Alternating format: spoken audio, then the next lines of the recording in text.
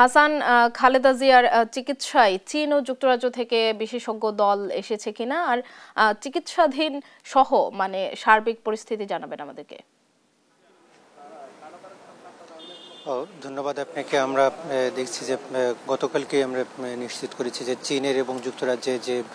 বিশেষজ্ঞ চিকিৎসকদের টিম সেটি কিন্তু এসেছেন এবং তারা আজকে হসপিটালে আসবেন এবং বেগম খালেদা জিয়াকে পুরো পর্যবেক্ষণ করবেন এবং তার শরীরের যে কন্ডিশন সেটি সম্পূর্ণ অবজারভেশনে আসার পরে তারা একটি বোর্ডে আসলে চূড়ান্ত সিদ্ধান্ত নেবেন তাকে আসলে কোন প্রক্রিয়া এখন পর্যন্ত চিকিৎসা দেওয়া হবে, তাকে দেশের বাইরে নেওয়া হবে কিনা সেটিও কিন্তু তারাই সিদ্ধান্ত নেবেন। এবং এই মুহূর্তে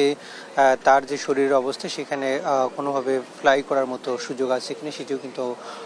এখন প্রশ্নের বিষয় এবং সেটি বিষয়ে কিন্তু চিকিৎসকরা সিদ্ধান্ত নেবে। এবং আমরা জানি যে গতকালকে যখন সাবেক প্রধানমন্ত্রী বেগম খালেদা জিয়াকে সর্বোচ্চ ভিভিআইপি অর্থাৎ অতি গুরুত্বপূর্ণ ব্যক্তি হিসেবে ঘোষণা করা হয়েছে, এরপরে কিন্তু আমরা দেখতে পাচ্ছি যে এভারকেয়ার হাসপাতালের সামনে কয়েক স্তরে নিরাপত্তা বাড়ানো হয়েছে এবং রাতে কিছুটা ঢিলে ঢালা নিরাপত্তা থাকলেও সকাল থেকে আমরা দেখতে পাচ্ছি যে নিরাপত্তা বাহিনীর সংখ্যা কিন্তু কয়েক গুণ বাড়িয়ে দেওয়া হয়েছে আজকে রাতেই। এবং সকালে আমরা দেখেছি যে খুব এই আধা ঘন্টার মধ্যেই কিন্তু বিশেষ বাহিনী মোতায়েন করা হয়েছে এবং সেখানে নিরাপত্তা বাহিনীর সংখ্যা বিশেষ করে পুলিশ এবং আর্ম ফোর্সের যে সদস্যরা তাদের সংখ্যা কিন্তু বাড়ানো হয়েছে এবং কোনো ধরনের বিশৃঙ্খল পরিবেশ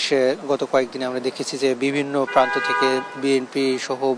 বিএনপির নেতাকর্মীরা এবং সাধারণ মানুষের হসপিটালের সামনে যে ভিড় করছিল এবং সেই ভিড় নিয়ন্ত্রণ সহ সার্বিক নিরাপত্তায় কিন্তু আইনশৃঙ্খলা রক্ষাকারী বাহিনীর সদস্যরা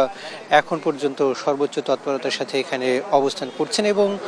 পুরো বিষয়টিকে অবজারভেশনে রাখছেন। যদিও চিকিৎসকরা বলছেন আসলে এই মুহূর্তে শুধু অপেক্ষা করা ছাড়া এই মুহূর্তে আসলে সাধারণ মানুষের কিছু করার নেই এবং বিএনপির যেসব কেন্দ্রীয় নেতৃবৃন্দ বিভিন্ন সময় হসপিটালে আসছেন এবং গণমাধ্যমের সঙ্গে কথা বলছেন তারাও বলছেন যে এখন শুধুমাত্র আসলে দোয়া করা ছাড়া তাদের এই মুহূর্তে করার কিছুই নেই এবং পুরো প্রক্রিয়াটা এখন চিকিৎসকদের হাতে নির্ভর করছে যে তারা কোন প্রক্রিয়ায় চিকিৎসা দেবেন এবং তার শারীরিক যে কন্ডিশন সে অনুযায়ী হয়তো আমরা আজকে দুপুরের মধ্যে সিদ্ধান্ত পাবো যে তাকে দেশের বাইরে নেওয়া হবে কিনা এবং চিকিৎসা আসলে সার্বিক বিস্তারিত আমরা হয়তো কিছুক্ষণ পরে আপনাকে জানাতে পারবো। তো এই ছিল আমার কাছে এখান থেকে সব শেষ।